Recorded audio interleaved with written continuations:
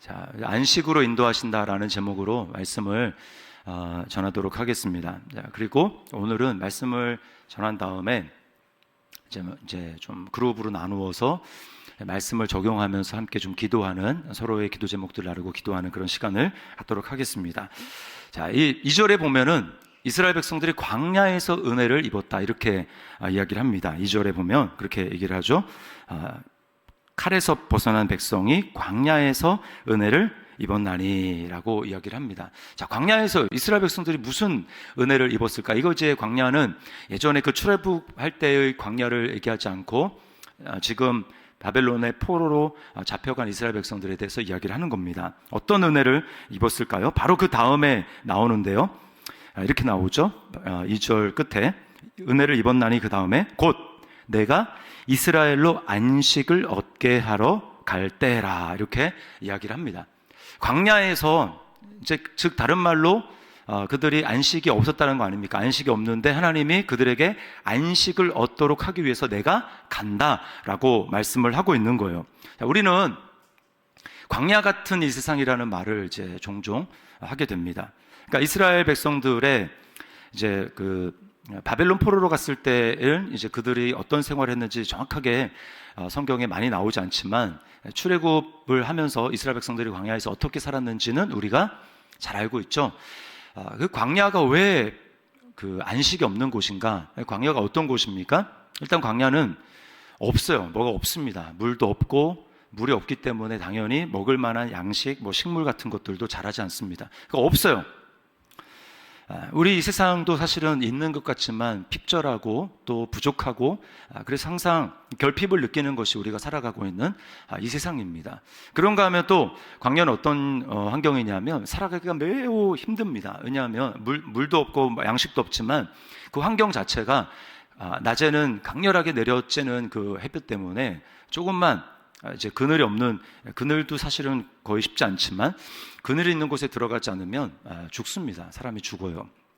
그리고 또 밤에는 기온이 급격하게 내려가서 영하까지 떨어지진 않지만 그 급격한 일교차로 말미암아 사람이 이제 얼어 죽을 수 있는 그것이 바로 광야입니다. 그런가 하면 가장 치명적인 것 중에 하나가, 물론 이제 다른 것들도 그렇지만 광야는 정말 길을 잘 알지 않는, 길을 잘하는 사람의 인도함을 받지 않으면 광야는 벗어날 수 없는 곳입니다. 그래서 우리가 잘 아는 다윗이 지은 시편 23편, 우리가 즐겨 암송하는 시편 23편 말씀에 보면 이렇게 고백하죠. 다윗이 자기 이름을 위하여 어디로 인도하시는도다?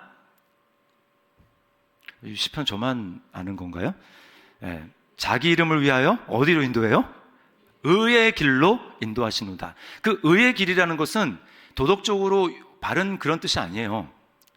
그 다윗이 지금 생각하고 있는 것은 양을 치는 광야에서 어디로 가야 될지 모르는, 광야는 다 돌이고 그래서 여기가 저기 같고 저기가 여기 같고 그래서 저쪽으로 가면 맞는 것 같은데, 그래서 길을 빠져나가다 보면 어느 순간에 다시 그 자리에 와 있고, 이렇게 계속 맴돌다가 결국은 물이 없고 마실 이제 양식도 없고 내려쬐는 그 태양에 또는 추위에 결국은 죽는 곳이 광야입니다. 다윗이 의의 길로 인도하신다라는 것은 이제 뭘 얘기냐면 빠져나갈 그 바른 길을 얘기를 하는 거예요.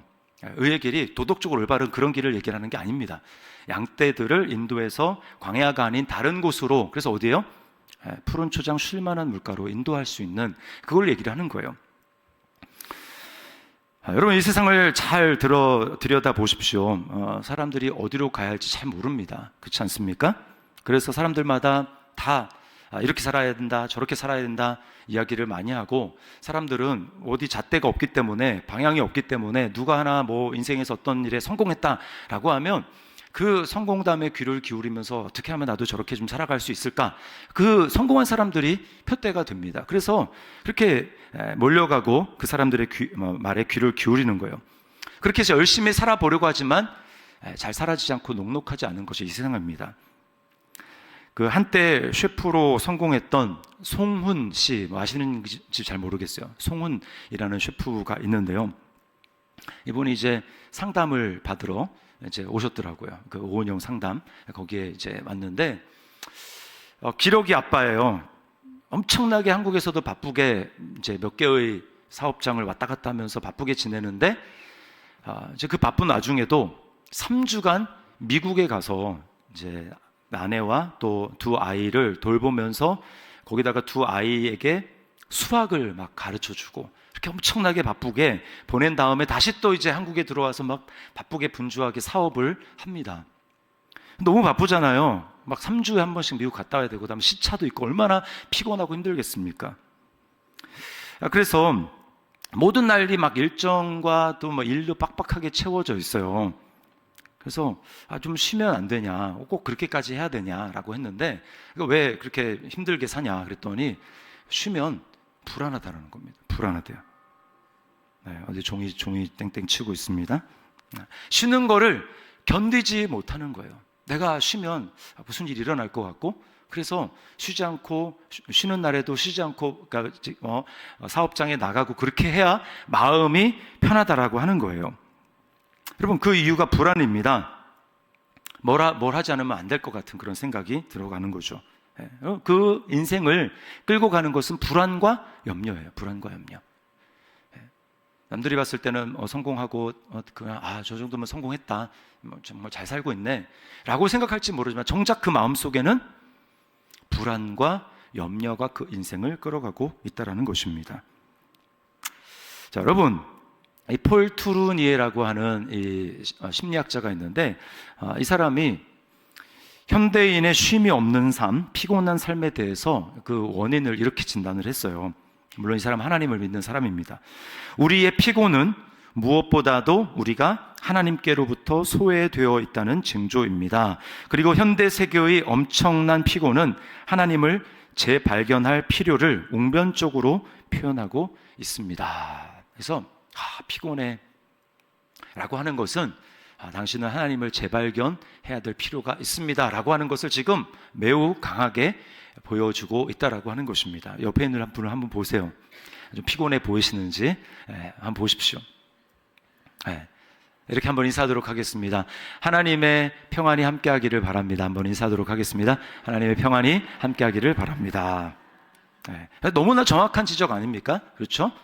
너무나 정확한.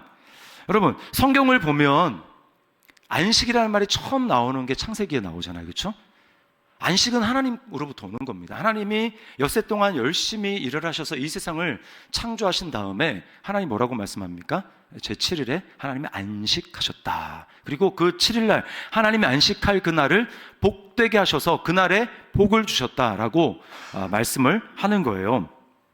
그래서 그 하나님 안에서 안식, 참된 안식을 할 수 있는데, 아담과 하와가 어떻게 했습니까? 하나님을 떠났죠. 하나님을 떠났습니다. 하나님으로부터 독립하는 길을 택했어요. 그때부터 안식이 사라졌습니다. 여러분, 일은 에덴 동산에서 범죄로 말미암아 그 형벌로 주어진 게 아니라 일은 원래부터 있었어요.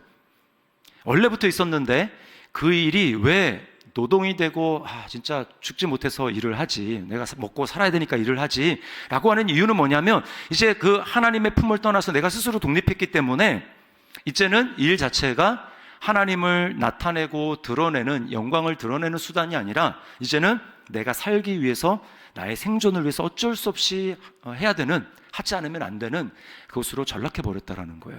그래서 안식이 없는 겁니다. 자, 내가 열심히 일하지 않으면 살 수 없다는 불안이 마음을 지배하고 있기 때문에, 그래서 사람들이 일을 하는 겁니다. 송훈 아까 그 셰프처럼 그렇게 일을 하는 거죠. 그러니까 쉴 수가 없는 것입니다. 하나님이 그래서 이스라엘을 자기 백성으로 선택하신 다음에 하나님이 그들에게 계명을 주시죠. 그 중에 이제 하나님께 속한 계명의 맨 마지막 계명이 안식일을 기억하여 거룩히 지키라라고 하는 겁니다. 안식일을. 그 얘기 뭐냐면, 하나님을 벗어난 다른 이방 백성들에게 안식이 없다는 거예요. 그래서 내가 너희에게 안식을 주기 위해서 너희를 내 백성으로 불렀고, 너희는 내 안에서 내 계명을 지키며 살아갈 때 진짜 안식을 누릴 수 있어 라고 이야기를 하는 거죠. 그래서 하나님이 그들을 부르신 다음에 안식일을 지키라고 하는 것은, 너희는 일의 노예가 아니다.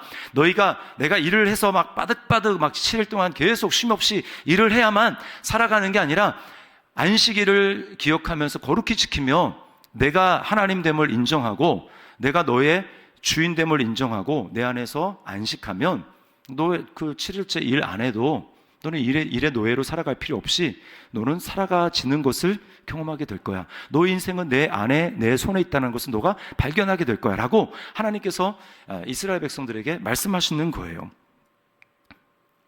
자, 하나님을 떠난 인간, 쉼이 없는 인간에 대해서 바울 사도는 그 하나님을 떠난 그 죄에 대해서 이렇게 얘기합니다. 로마서 3장 16절 17절 말씀을 우리 함께 읽어보겠습니다. 시작. 파멸과 고생이 그 길에 있어 평강의 길을 알지 못하였고. 네. 하나님의 영광에 이르지 못하는, 하나님을 떠난, 하나님에게서 분리된 인간이 뭐라고 하는 거예요? 파멸과 고생이 그 길에 있어서 평강을 알지 못했다라고 말을 합니다.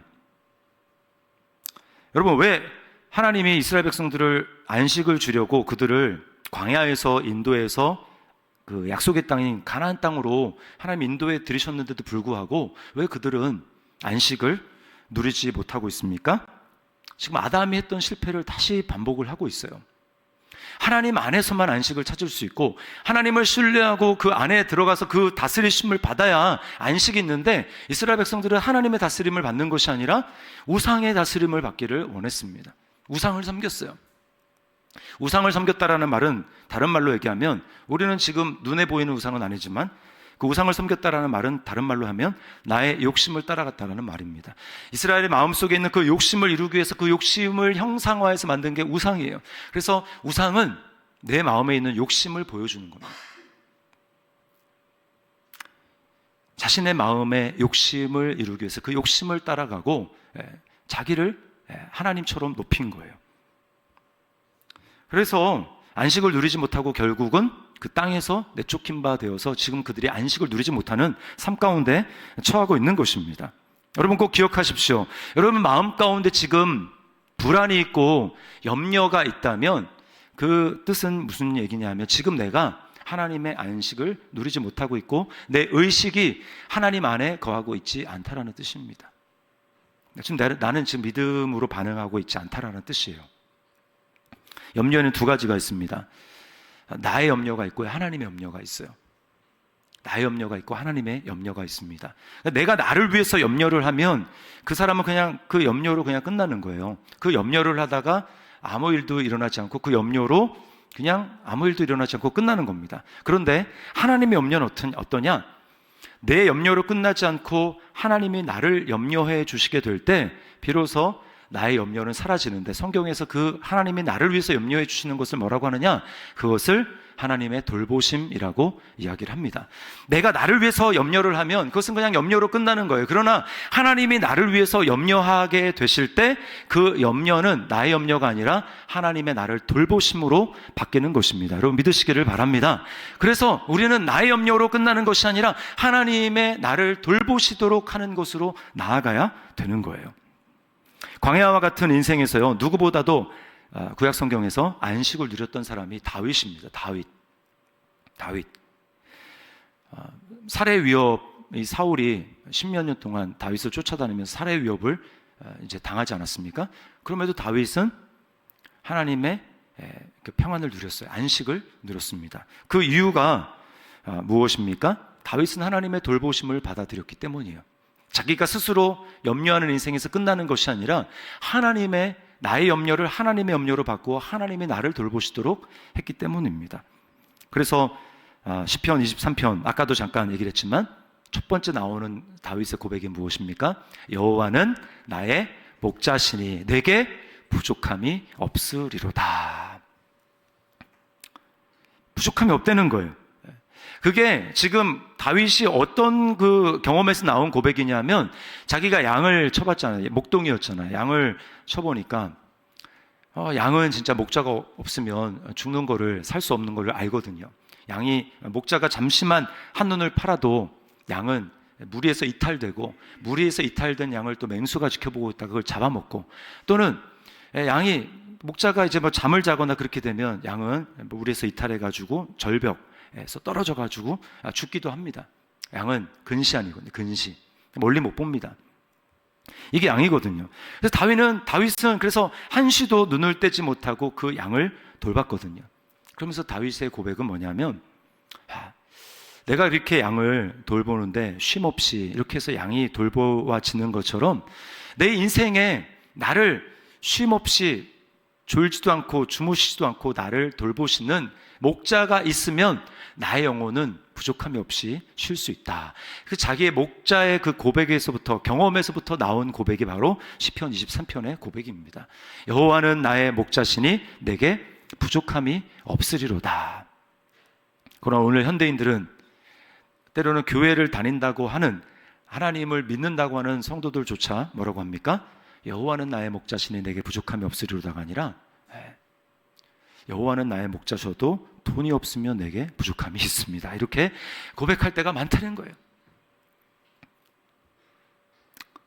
여러분, 다윗이 여호와는 나의 목자시니 내게 부족함이 없으리로다 라고 고백할 수 있다면 이곳에 앉아서 예배하는 저와 여러분들은 다윗보다 훨씬 더 풍성한 믿음의 고백으로 하나님 앞에 저의 인생에는 부족함이 없습니다 라고 고백할 수 있습니다. 믿습니까? 왜 그렇습니까? 다윗에게는 성령님이 늘 자기를 떠날까봐 두려워했지만 우리에게는 우리의 목자가 되시는 하나님, 성령님이 우리 안에 계셔서 내주하시며 우리를 영원토록 떠나지 않기 때문이에요. 여러분 믿습니까? 네, 우리 안에 계시는 성령님이 우리를 떠나지 않으십니다. 다윗은 그래서 죄를 범한 다음에 하나님 앞에 그렇게 기도하잖아요. 시편에 성령을 내게서 거두지 마시고, 성령을 내게서 거두지 마시고. 구약의 성령은 특정한 사람에게, 특정한 임무를 위해서 하나님이 잠시 동안 하나님의 영을 허락하시는 겁니다. 그 임무가 끝나거나 그러면 하나님이 영이 떠나는 거예요. 사울을 보십시오. 사울에게 임했던 성령님이 떠납니다. 그걸 봤기 때문에 다윗은 하나님 앞에 내게서 성령을 거두지 마십시오라고 하나님 앞에 기도를 했던 거예요. 근데 저와 여러분 안에 임재하고 계시는, 내주하시는 성령님은 우리를 떠나지 않으십니다. 우리 안에 함께 하시는 거예요.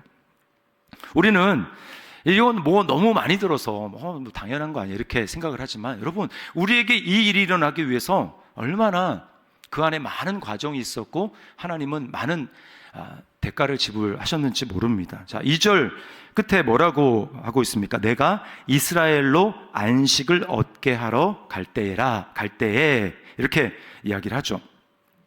하나님이 안식을 얻게 하기 위해서 오셔야 된다고 이야기를 해요. 어디서 오십니까? 자, 3절이 사실은 2절 끝에랑 이어지는 건데요. 옛적의 여호와께서 나에게 나타나사 이렇게 이야기를 하는데, 사실 이게 옛적이라는 말은 사실은 제가 보기에 여기 좀 적당하지 않은 번역입니다. 사실 이 옛적이라는 말이 성경의 다른 곳에 훨씬 더 많이, 몇 배나 더 많이 멀리서라는 뜻으로, 그러니까 시간적인 그 멀리서가 아니라 공간적인 멀리서라는 뜻이에요. 그러니까 하나님이 이스라엘 백성으로 하여금 안식을 얻게 하러 오시는데 어디서 오셨냐면 먼 곳으로부터 오셨다라는 겁니다. 먼 곳으로. 대부분의 영어 성경과 세번역에서는 그래서 시간적인 멀리서라고가 아니라 공간적인 멀리서라고 번역하고 있어요. 자, 세번역으로 우리 3절을 한번 읽어보도록 하겠습니다. 자막으로 한번 읽어볼게요. 3절 같이 읽습니다. 시작. 나 주가 먼 곳으로부터 와서 이스라엘에게 나타나 주었다.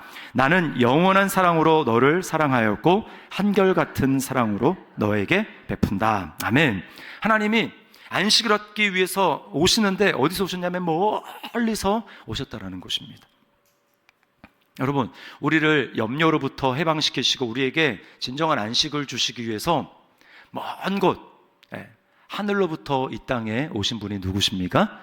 예수님이시죠. 하늘에서 오셨어요. 보이지 않는 영의 세계로부터 보이는 이 세상에 육신을 입고 오셨습니다. 그리고는 안식이 없어서, 목자가 없어서 방황하고 있는 그들을 주님은 바라보시면서 마음속에 민망한 마음을, 불쌍히 여기는 마음을 가지고 주님은 뭐라고 말씀합니까?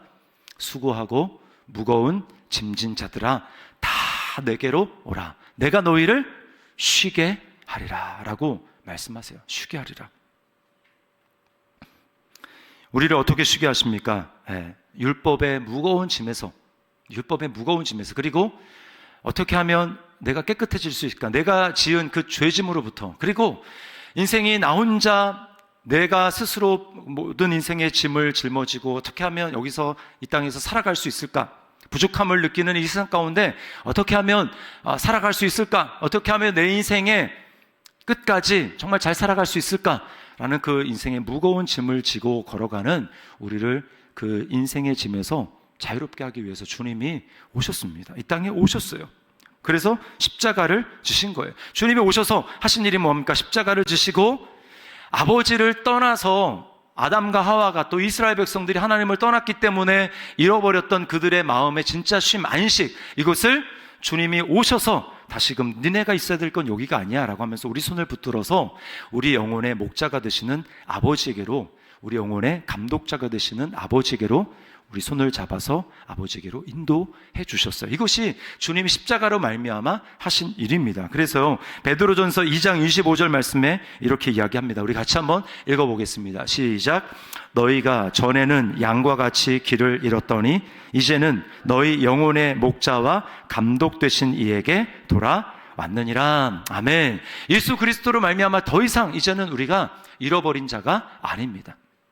우리는 그리스도 안에 있습니다. 우리 하나님의 인도하심을 받는, 하나님이 내 영혼의 목자가 되시고 내 길을 끝까지 인도하시는, 우리를 떠나지 않게 하시는 아버지가 되시는 거예요.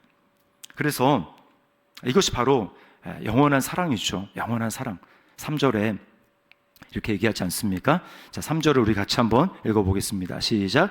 옛적에 여호와께서 나에게 나타나사 내가 영원한 사랑으로 너를 사랑하기에 인자함으로 너를 이끌었다 하였노라. 네, 옛적이 아니라 멀리서 주님이 오셔서 우리에게 내가 영원한 사랑으로 너를 사랑하고 이끈다라고 말씀하는 것입니다. 그래서요, 31장 우리가 마지막 절 읽었잖아요.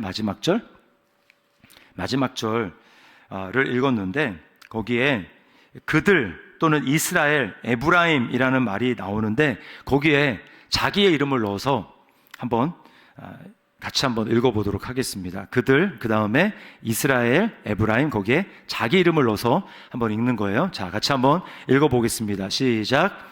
강영구가 울며 돌아오리니 나의 인도함을 받고 간구할 때에 내가 강영구를 넘어지지 아니하고 물 있는 계곡의 곧은 길로 가게 하리라. 나는 강영구의 아버지요 강영구는 나의 장자니라. 아멘. 네, 이것이 바로 예수 그리스도 안에서 우리에게 성취된 놀라운 하나님의 사랑이라고 하는 거예요. 하나님이 우리를 인도하십니다. 지금도 인도하고 계시고 앞으로도 인도하십니다. 이 하나님의 은혜와 사랑을 믿었으면 좋겠어요. 근데 중요한 건 뭐냐?